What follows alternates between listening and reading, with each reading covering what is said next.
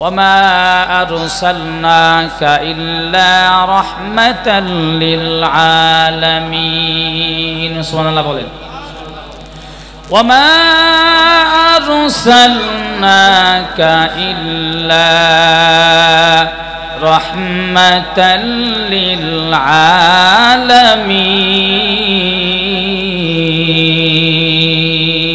الله أكبر আল্লাহ পাক বলেন গোটা পৃথিবীর সমস্ত মানুষের জন্য মাখলুকের জন্য পশু পাখি কীট পতঙ্গ গাছপালা থেকে শুরু করে গোটা বিশ্বের ভিতরে আসমানের নিচে আসমানের উপরে সাত এবং আসমান জমিনের ভিতরে যত মাখলুক আছে সমস্ত মাখলুকের জন্য বিশ্ব নবীকে আমি আল্লাহ রহমত করে পাঠাইলাম জয় বলি সুবহানাল্লাহ।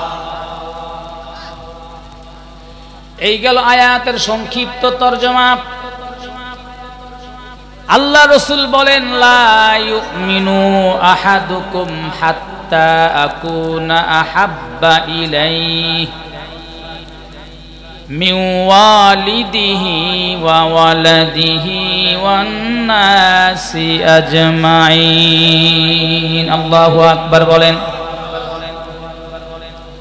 আল্লাহ রাসূল বলেন উম্মতেরা শোনো, তোমরা ততক্ষণ পর্যন্ত নিজেকে মুমিন দাবি করতে পারবা না, মুসলমান দাবি করতে পারবা না যতক্ষণ পর্যন্ত তোমরা তোমাদের মা বাবা সন্তান পরিবার অধীনস্থ যত মানুষ তোমাদের আত্মীয় স্বজন আছে সব চাইতে আমি রসুলকে যতক্ষণ বেশি ভালো না বাসবা ততক্ষণ খাঁটি মুমিন হতে পারবা না। মুসলমান বাবাজি যুবক ভাই গভীর মনোযোগ। তাহলে আমরা এতক্ষণ আলোচনায় শুনলাম দুইটা সাবজেক্টে আমরা কথা শুনবো। এক নম্বরে নবীর ভালোবাসা আমাদের কোন পর্যন্ত পৌঁছায় দিতে পারে। দুই নম্বর আলোচনা হবে নবীর সাথে বেয়াদবি করলে ওই লোকটার প্রতিফলন কি ঘটতে পারে। আমরা হাদিস এবং কোরআন সুন্নাহকে সামনে রেখে শুনবো ইনশাআল্লাহ।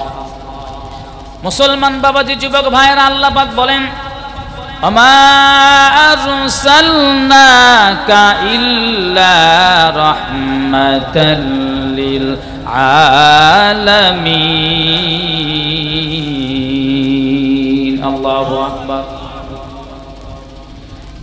আল্লাহ পাক নিজেই ঘোষণা করেন সূরাতুল আম্বিয়া 107 নম্বর আয়াতে কারিমার মধ্যে আমি তোমাদের জন্য তোমাদের রাসূলকে রহমত করে পাঠিয়েছি। সুবহানাল্লাহ বলেন। নবী যে কেমন রহমত এটা সাহাবায়ে কেরাম জানতো। মনে যখন ব্যথা লাগতো দৌড়ায় নবীর কাছে চলে যাইতো। সুবহানাল্লাহ। আবু হুরায়রার জীবনী খুলে দেখেন, যখনই ক্ষুধা লাগতো দৌড়াইয়া নবীর কাছে চলে আসতো হাদিস শেখার জন্য। একদিন দুই দিন চলে যায়, পেটের মধ্যে খাবার নাই, তারপরেও নবীর সামনে থেকে সরতে চায় না। সাহাবায়ে কেরাম অনেকে বলেন নবী গো আপনাকে যদি দেখি তো পেটের ক্ষুধা নিবারণ হয়ে যায়। আমরা এমন একজন নবীকে পেয়েছি, আল্লাহ যদি এখানে যারা বসা আছেন স্বপ্ন যুগে যদি আমার রাসূলকে একবার দেখতে পারেন গো বাবা, তো ওই মানুষটার জন্য আমার আল্লাহ নবীর সম্মানে স্বপ্ন দেখার কারণে জান্নাত ওয়াজিব করে দেয়। শুধু কি তাই বলে? না না, নবী যদি স্বপ্নের ভিতরে এসে আপনার হাতটা ধরে বলে আব্দুল্লাহ আয় আয় তোর হাতটা আমার কাছে বাড়ায় দে, আমি তোর হাতের মধ্যে আমি একটু বরকতের হাতটা ছোঁয়া লাগায় দেই, এমনটাও যদি হয় তো আপনার জন্য আল্লাহর জান্নাত ওয়াজিব। মুসলমান বাবাজিরা এমন একজন নবী পেলাম যেই নবীর মতো নবী আর দুনিয়াতে একজন নাই। সুবহানাল্লাহ বলেন। আল্লাহ বলেন ওয়া ইন্নাকা লাআলা খুলুকিন আযীম।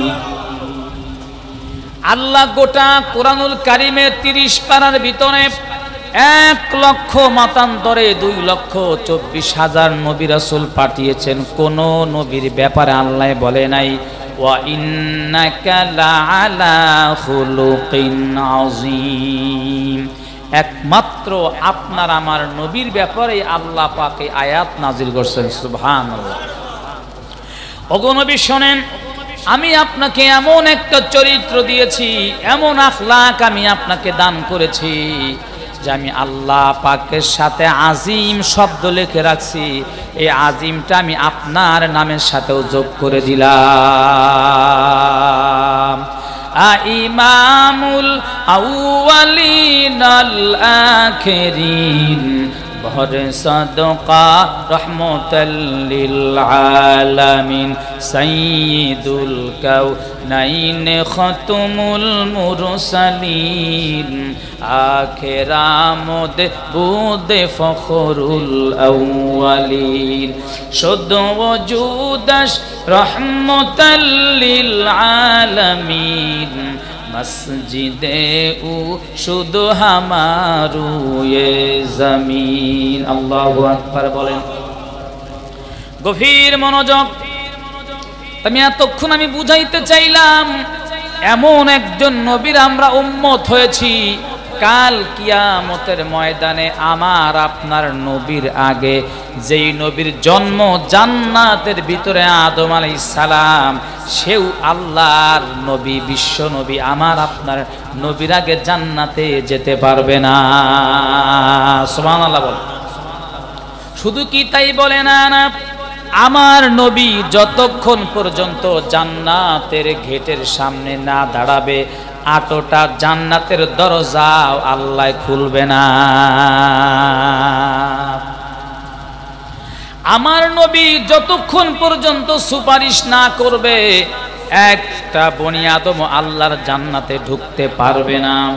এই জন্য মুসলমান বাবাজি, ওই নবীর জিন্দেগি থেকে আমরা এমন সুন্নতের আমল শিখে যাব, যাতে করে মৃত্যুর পরে আমার আপনার নবী আমার আপনার জন্য সুপারিশ করে আল্লাহর জান্নাতের মেহমান বানায় দেয়। বলি আমিন।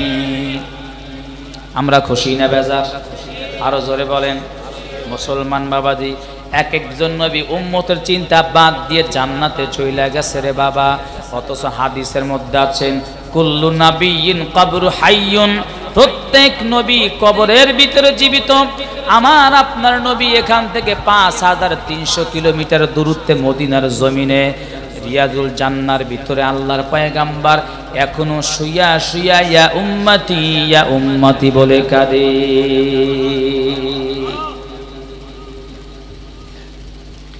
এমন নবী আর দুনিয়াতে খুঁজে পাবি না। নবীর ভালোবাসা যদি আমার আপনার সিনার মধ্যে থাকে, তাহলে নবীর সুপারিশ পেয়ে যাব গো বাবা।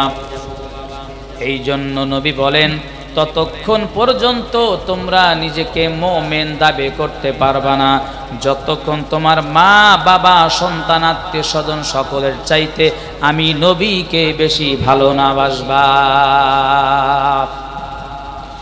এবার আমরা চলুন হাদিসের দিকে চলে যাই। একজন সাহাবী, তার নাম তালহা। কি নাম? তালহা রাদিয়াল্লাহু তাআলা আনহু। উনি নবীকে কেমন ভালোবেসেছেন ছোট্ট একটা হাদিস শুনলে আপনারা বুঝতে পারবেন। পরন্তু এই গরমের সিজনে, পরন্তু দুপুর বেলায় আল্লাহর পয়গম্বর সাহাবায়ে কেরামদেরকে মদিনা মসজিদের সামনে দাঁড়িয়ে আছেন। নবী ডাক দিয়ে বলে, সাহাবী, প্রচন্ড পেটের ভিতরে ক্ষুধা, চলো আমরা তালহার বাসায় চলে যাই। তালহার বাসায় গেলে এখন কাঁচা পাকা খেজুর খাওয়া যাবে। আল্লাহর নবীর কথা মোতাবেক আবু বকর, ওসমান, আলী আরো কিছু সাহাবায়ে কেরাম নবীর সাথে জোহরের নামাজের পরে তালহার বাসায় চলে গেলেন। বলি সুবহানাল্লাহ। কখন? জোহরের পরে আমরা কেউ খেজুর খাই জীবনে? হ্যাঁ, খাবার এমন খাওয়া খায়, ট্যাবলেট খাওয়ার পেটের মধ্যে জায়গা খুঁজে পাই না, ঠিক না? আল্লাহ, এমন কোন বাড়ি নাই যেই বাড়ির ভিতরে ভাত নষ্ট হয় না। কথা বলেন ঠিক না বে ঠিক? কথাই তো কথা আসে না বলে পারি না। একদিন নবীর জামাতা ওসমান গনি রাদিয়াল্লাহু তাআলা নবীকে এসে বলে, ইয়া রাসূলুল্লাহ, আমার এত সম্পদ, একটু আপনি আল্লাহর কাছে দোয়া করেন, আল্লাহ যেন আমার সম্পদগুলো কমায় দেয়। সুবহানাল্লাহ বলেন। এমন কোন মানুষ, বোকা মানুষ খুঁজে পাওয়া যাবে যে বলবে যে আমার সম্পদ কমার জন্য হুজুর দোয়া করেন? খুঁজে পাওয়া যাবে? কথা বলেন না কেন? ওসমান বলে, শোনো, রাসূল বলে, ওসমান শোনো, আমি তোমার জন্য দোয়া করব, ঠিক আছে তুমি যাও, তুমি কিছুদিন পরে আমার সাথে সাক্ষাৎ করবা। অনেক দিন পরে আবার ওসমান নবীর কাছে আসলেন, এসে বলে, ইয়া রাসূলুল্লাহ, আপনি কি আমার জন্য দোয়া করছেন? বলে, হ্যাঁ।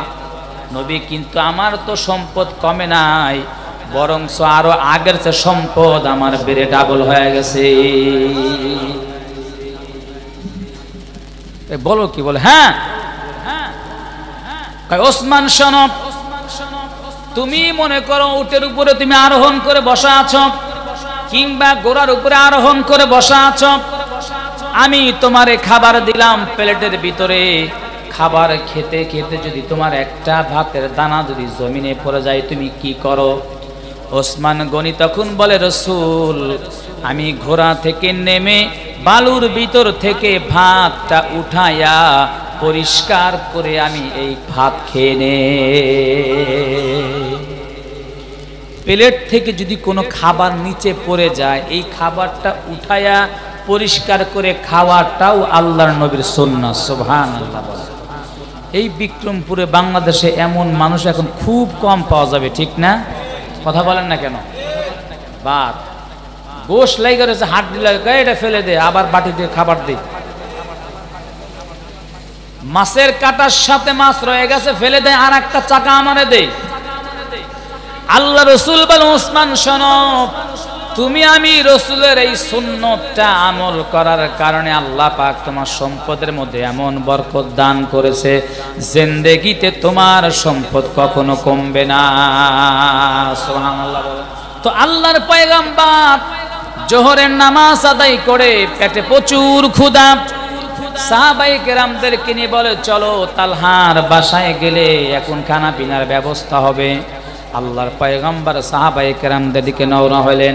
আমি এখন যে কথাটা বলতেছি একটাই কারণ, সাহাবায়ে কেরাম নবীকে কেমন ভালোবাসে। গভীর মনোযোগ। আল্লাহর পয়গম্বর চলে গেলেন, ডাকতে বলে, তালহা বাসায় আছো? বলে, জি হ্যাঁ, আমরা সাহাবায়ে কেরাম আসছি তোমার বাসায় মেহমান হয়ে, পেটে প্রচন্ড ক্ষুধা, কিছু খাবারের ব্যবস্থা করো। তোমার গাছে কোনো খেজুর আছে কিনা, থাকলে আমাদের খাবারের ব্যবস্থা করো। তালহা রাদিয়াল্লাহু তাআলা বলে, ইয়া রাসূলুল্লাহ, আপনি অপেক্ষা করেন, খাবারের ব্যবস্থা করি। এই কথা বলে উনি ঘরের দিকে রওনা হয়ে গেছেন। আল্লাহর পয়গম্বর উঠানের মাঝখানে দাঁড়া রইছেন। গো বাবা, অনেক সাহাবায়ে কেরাম নবীর সাথে দাঁড়ায় আছে, দিলটা নরম করে দিবেন। হঠাৎ করে ওমর ফারুক রাদিয়াল্লাহু তাআলা আনহুর কানে আওয়াজ ভেসে আসলো, একটা ছোট মাসুম বাচ্চা কে যেন ঘরের ভিতরে গুনগুন গুনগুন করে কান্না করে। ওমর রাদিয়াল্লাহু তাআলা আনহু কিছু না বলে সোজা ঘরের দরজায় দাঁড়ায় গেলেন। বলি, আল্লাহু আকবার। ঘরের দরজাটা খোলা ছিল, চোখের নজর যেতে না যেতেই দেখে ঘরের ভিতরে ছোট্ট একটা মাসুম সন্তান, তালহা রাদিয়াল্লাহু তাআলা আনহুর আদরের সন্তানের হাতটা উল্টা দিকে বেঁধে ঘরের সাথে বেঁধে রাখছে খুঁটির সাথে। বলি, নাউজুবিল্লাহ। ওমর এই ছোট্ট বাচ্চার হাত বাঁধার দৃশ্য দেখে চোখে আর পানি ধরে রাখতে পারে না, চোখে পানি মুছতে মুছতে নবীর সামনে হাজির হয়ে গেলেন। দেখি ওমরও ফোপায়া ফোপায়া কান্দে। নবী জিজ্ঞেস করে, ওমর তুমি কেন কাঁদো, কি হয়েছে? ওমর তখন ডাকতে বলে, নবী আপনি তালহার ঘরের দিকে তাকায়া দেখেন, আপনিও চোখে পানি ধরে রাখতে পারবেন না গো নবী। আল্লাহর পয়গম্বর এক কদম দুই কদম করে করে সামনে আগায়া দেখে, সত্যি তো ঘরের ভিতর যখন নজর চলে গেল, ঘরের বেড়ার সাথে যে খুঁটিগুলো থাকে, খুঁটির সাথে তলহার ছোট্ট সোনার হাতগুলো রশি দিয়ে বাঁধা।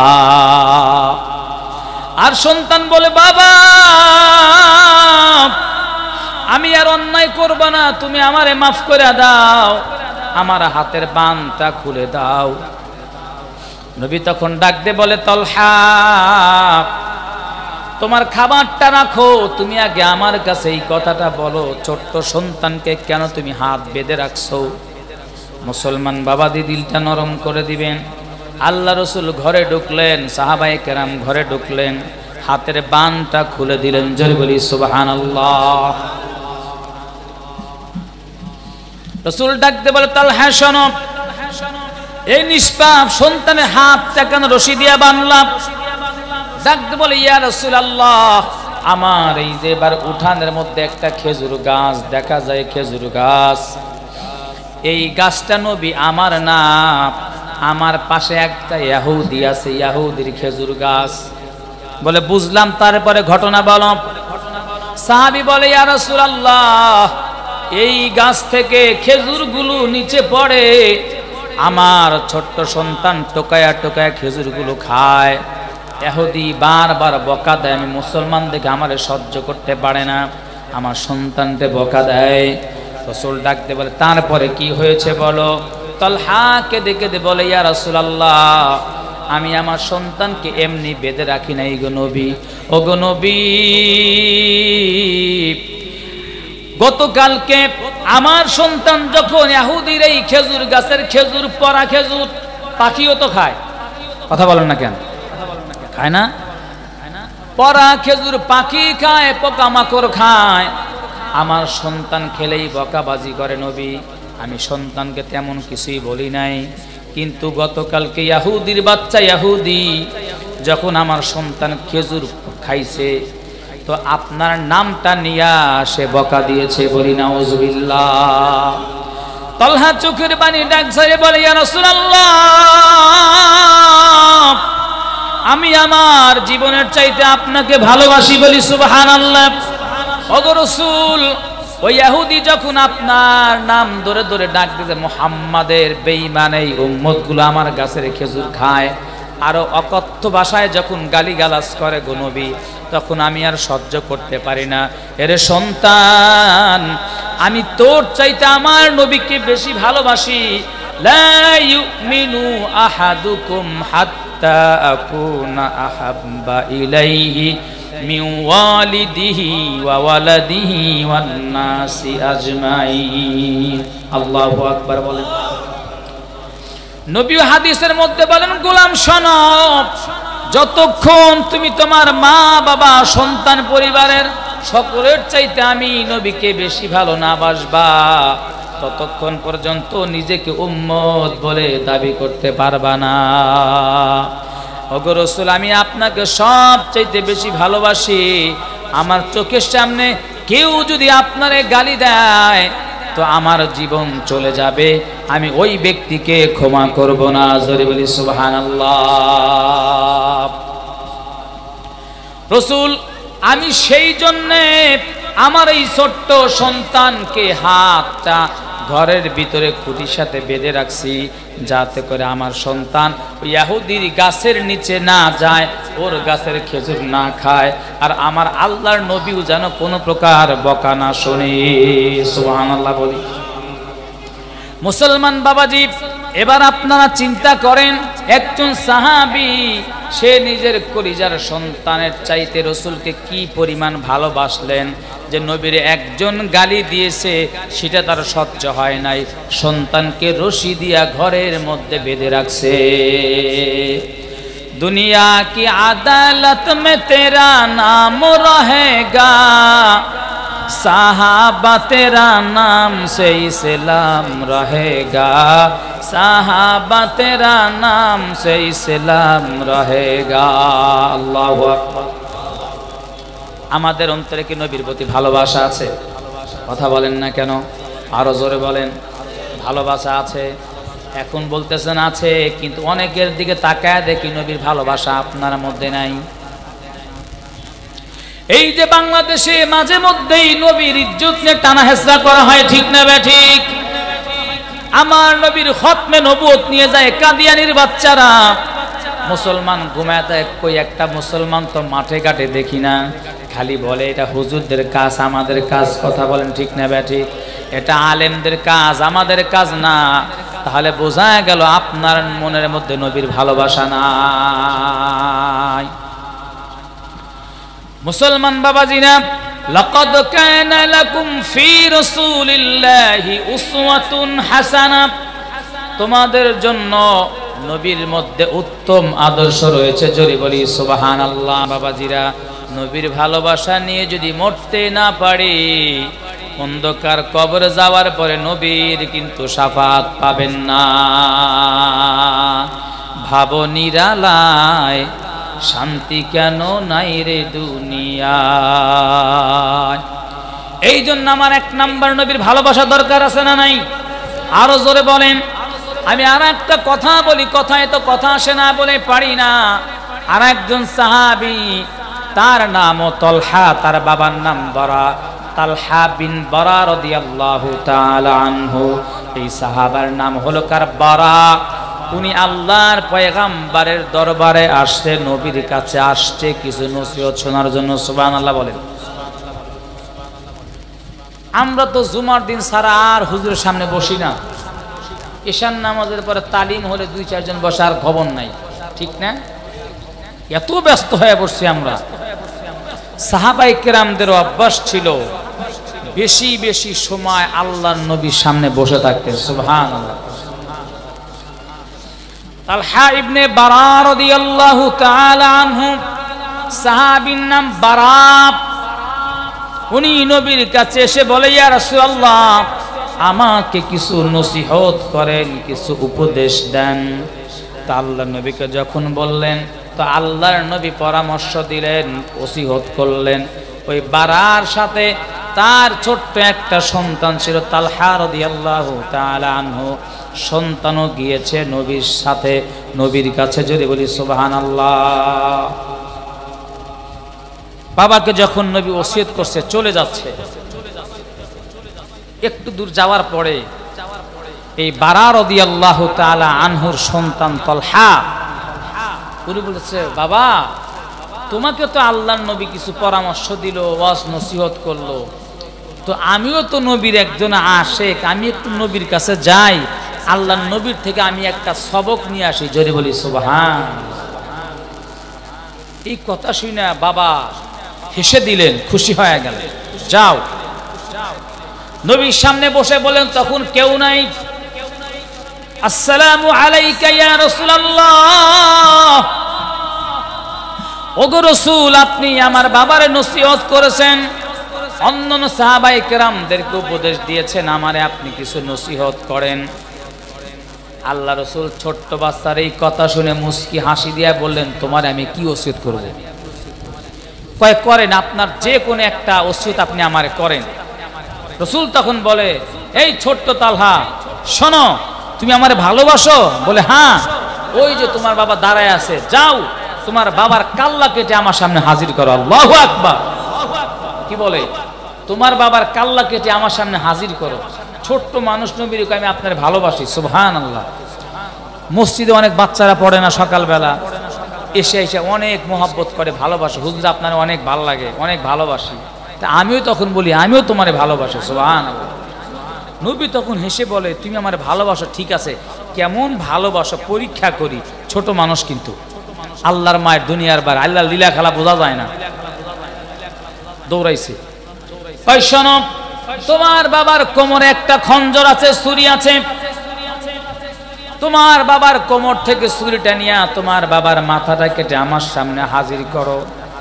এই একটা নবী এই ছোট্ট সাহাবীকে যখন নির্দেশ দিলেন, যাও এটা করো, ছোট্ট সাহাবী দৌড়াইয়া বাবার কাছে গিয়া কোমর থেকে ছুরিটা বের করে বাবার কল্লায় যখন আঘাত করবে, এমন সময় নবী বলে, খবরদার, বাবার গায়ে আঘাত করিস না। এই ছোট্ট তলহা, আয় আয়, তুই আমার বুকে চলে আয়। বলি সুবহানাল্লাহ। নবী ডাকতে বলে, শোনো, আমি দুনিয়ার কোনো সন্তানকে তার মা বাবাকে হত্যা করার জন্য দুনিয়াতে প্রেরিত হই নাই, আমাকে আল্লাহ পাক পাঠিয়েছেন ওয়ামা আরসালনাকা ইল্লা রাহমাতাল লিল আলামিন। সুবহানাল্লাহ পড়েন। মুসলমান কষ্ট হচ্ছেন আপনাদের, বিরক্ত হচ্ছেন? সুবহানাল্লাহ পড়েন। সাহাবীকে নবী ডাক দিলেন, শোনো এই তালহা, আমি তোমার এই ছোট্ট আদেশটা করলাম, আমি বুঝতে পেরেছি তুমি তোমার বাবার চাইতেও আমাকে বেশি ভালোবাসো। সুবহানাল্লাহ। এখন এখানে বাবার সন্তান যে আমার সামনে আসছেন, আমি যদি সন্তান করি যা, তো ওর বাবার মাথায় একটা বাড়ি দিয়ে আমার কাছে চলে আয়, তুই তো আমারে ভালোবাসোস, এমন সন্তান খুঁজে পাওয়া যাবে? সম্ভব?